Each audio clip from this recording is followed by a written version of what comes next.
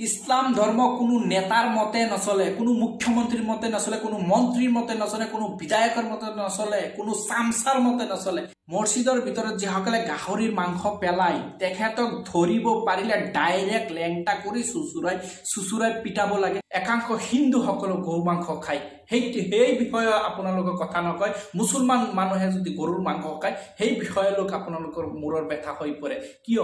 আৰু মছজিদত যদি কোনোবাই গাহৰিৰ মাংস পেলাবলৈ আহি ধৰা পৰে ভাই ডাইৰেক্ট কোটিখন ফাটাই দিয়া হ'ব। ইসলাম ধৰ্মক মুছলমান ধৰ্মক শেষ কৰিবলৈ বহুত মানুহ আহিছে আৰু গৈছে, সকলোকেইটা চবকেইটা মাটিৰ লগত মিহলি হৈ গৈছে। আৰু আপুনি কোন? পবিত্ৰ মহৰমৰ দিন মছজিদৰ ভিতৰত গাহৰিৰ মাংস আনি এটোপোলা পেলাই থৈ গৈছে এজন দুৰ্বৃত্তই। আজি চাওক যিটো ঘটনা সংঘটিত হৈছে একেবাৰে অন্তৰ চুই যোৱা ঘটনা, যে মছজিদৰ ভিতৰত গাহৰিৰ মাংস পেলাই থৈ গুচি গ'ল। এইসকল দুৰ্বৃত্তই ভাবিছে যে অসমত এটা হিন্দু মুছলিমৰ ঝগড়া হওক, কাজিয়া হওক, আৰু সিহঁতে হাঁহি ফূৰ্তিৰে উৎফুল্লিত কৰিব যে লগাই দিছো। কিন্তু আপোনালোকে নাভাবিব যে মুছলমান ইমান একেবাৰে শক্তিহীন।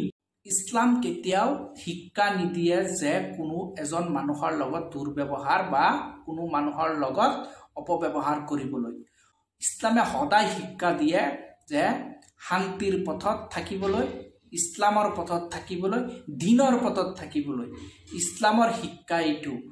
কিন্তু যিসকলে ভাবিছে যে অসমত হিন্দু মুছলিমৰ ঝগড়াটো লগোৱাই, কাজিয়াটো লগোৱাই এটা পৰিৱেশ বেয়া সৃষ্টি কৰিব বিচাৰিছে, সেইটো আপোনাৰ কেতিয়াও হিন্দু মুছলিম সকলৰ ভাতৃত্ববোধ এই অসমখনত আছে আৰু থাকিব। আৰু যিসকলে এই যে গাহৰি আৰু গৰুৰ মাংসৰ বিতৰ্কিত কৰি আজি যিটো ভোট বেংকৰ কাৰণে এই বস্তুটো ৰচনা কৰিছে সেইটো অসমৰ মানুহে বুজি পায়।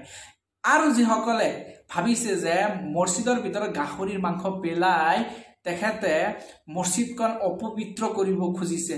মছজিদত গাহৰিৰ মাংস আহি পৰিলে অপবিত্ৰ নহয়। আপোনালোকে এদিন এই মছজিদখনতে আহি আপোনালোকৰ সেজদাত নমাজ পঢ়িব লাগিব। আপুনি নিজেই হয়তো আজি আপোনাৰ নিচিনা কিমান জালাম ফেৰাউন আছিল, সেইসকলেও কিন্তু আপোনাতকৈ বহুত গুণে কিন্তু শক্তিশালী আছিল। মছজিদৰ ভিতৰত যিসকলে গাহৰিৰ মাংস পেলাই তেখেতক ধৰিব পাৰিলে ডাইৰেক্ট লেংটা কৰি চুচুৰাই পিটাব লাগে। আৰু মন্দিৰৰ ভিতৰত যিসকলে গৰুৰ মাংস পেলাইছে, হিন্দু হওক বা মুছলমানেই হওক, যিকোনো পৰিকল্পনাভাৱে যদি পেলাইছে তেখেতক ধৰি ডাইৰেক্ট লেংটা কৰি চুচুৰাই পিটিব লাগে। ইয়াৰ শাস্তি এইটোই আৰু কোনো শাস্তি নাই, ডাইৰেক্ট চুচুৰাই পিটাব। আৰু মছজিদত যদি কোনোবাই গাহৰিৰ মাংস পেলাবলৈ আহি ধৰা পৰে ভাই ডাইৰেক্ট কোটিখন ফাটাই দিয়া হ'ব। মছজিদত গাহৰিৰ মাংস পেলাই ইছলাম ধৰ্মক দুৰ্বল কৰিব বিচাৰিছে আপোনালোকে। একেবাৰে নিকৃষ্ট মানৰ মানুহ আপোনালোক, নিকৃষ্ট মানৰ মানুহ। ইছলাম ধৰ্মক মুছলমান ধৰ্মক শেষ কৰিবলৈ বহুত মানুহ আহিছে আৰু গৈছে, সকলোকেইটা চবকেইটা মাটিৰ লগত মিহলি হৈ গৈছে। আৰু আপুনি কোন? ইছলাম ধৰ্ম কোনো নেতাৰ মতে নচলে, কোনো মুখ্যমন্ত্ৰীৰ মতে নচলে, কোনো মন্ত্ৰীৰ মতে নচলে, কোনো বিধায়কৰ মতে নচলে, কোনো চামচাৰ মতে নচলে। ইছলাম চলে কুৰআনৰ ওপৰত, ইছলাম চলে আল্লাহৰ নিৰ্দেশত। এই ইছলাম ধৰ্ম যিসকল শেষ কৰিবলৈ আহিছে তেখেতে অৱশেষত ইছলাম ধৰ্ম গ্ৰহণ কৰিছে। এনেকুৱা প্ৰমাণ আপোনালোকে যদি শিক্ষিত হয় তেনেহ'লে বহুত শুনা পাইছে, আৰু যদি মূৰ্খ হয় এনেকুৱা বাতৰি আপোনাৰ কাণত সোমোৱাই নাই। কাৰণ যিসকলে ইছলাম ধৰ্ম শেষ কৰিব আহিছিল তেখেতে ইছলাম ধৰ্ম গ্ৰহণ কৰি তেখেতে মৃত্যুবৰণ কৰিছে বহুত মানুহ। আৰু এনেকুৱা মানুহ বহুত প্ৰমাণ আছে এই পৃথিৱীখনত। ইছলাম ধৰ্মৰ মতে চলিব, মুছলমান ধৰ্মৰ মতে চলিব। কোনে কি খাব, কোনে কি পিন্ধিব সেইটো আমাৰ কুৰআনত লিখা আছে আৰু সেইমতে চলিব। কোনোবাই বিষ খাবলৈ মানা কৰিব, কোনোবাই গৰু খাবলৈ মানা কৰিব, কোনোবাই কি খাবলৈ মানা কৰিব, সেইমতে নচলে। অসম তথা গোটা ভাৰত, গোটা পৃথিৱীখনত এটাই ইছলাম ধৰ্ম, এটা বাণী এটা। বুজি পাইছেনে?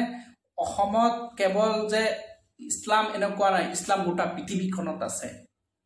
কাৰো মতে নচলে, ইছলামৰ মতে চলিব। আৰু এটা কথা, গাহৰি ইছলাম ধৰ্মাৱলম্বীৰ মানুহৰ বাবে একেবাৰে নিষিদ্ধ। কুৰআনত স্পষ্ট ভাষাত লিখা আছে যে গাহৰি মাংস এজন মুছলমান ব্যক্তিয়ে কেতিয়াও ভক্ষণ কৰিব নোৱাৰে, এইটো ডাইৰেক্ট হাৰাম বুলি লিখা আছে।